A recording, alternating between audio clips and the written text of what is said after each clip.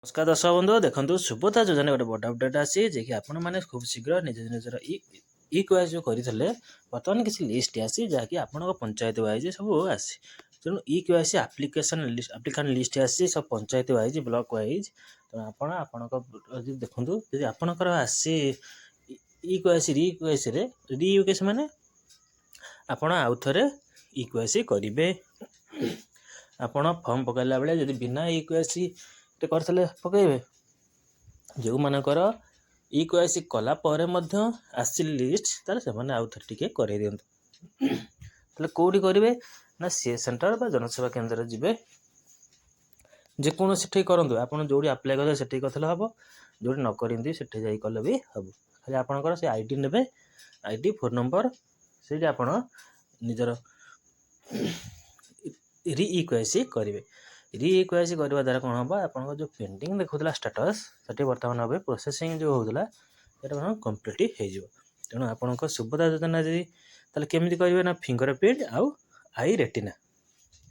fingerprint आई retina द्वारा हबो OTP जो होउतला सेटा हबनी जो मानक प्राय ओटीपी हेची से मानक प्राय पेंडिंग रे अछि इ क्वाइस स्टेटस पेंडिंग रे अछि जा फल रे से मानक 16000 टंका ए पर्यंत मिली नाही तेणु आपण मानकर जदि एपरी परिस्थिति होइछि ताले आपण कोन करंतु शीघ्र निजर इ क्वाइस परिस्थिति करिया पई रि इ क्वाइस आउ थरे करि दंतु निकटस्थ निजर जनसेवा केंद्र हो सीएच सेंटर हो जोटकी जाइकरी आपण कराई परिबे तेणु जो अंडर प्रोसेस होछि कला परे जो इ क्वाइस स्थिति लिखौछि कंप्लीटेड लिखिबो एटा लिखिबो माने ताले आपणकर इ क्वाइस हे गला यदि आपणकर इ क्वाइस एमति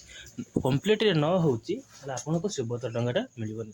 जते चेष्टा कला मध्ये आसुनी कारण सरकार आपनको अयोग्य घोषणा करदेबे आपण माने प्रथमे कोन करिवे एटा सब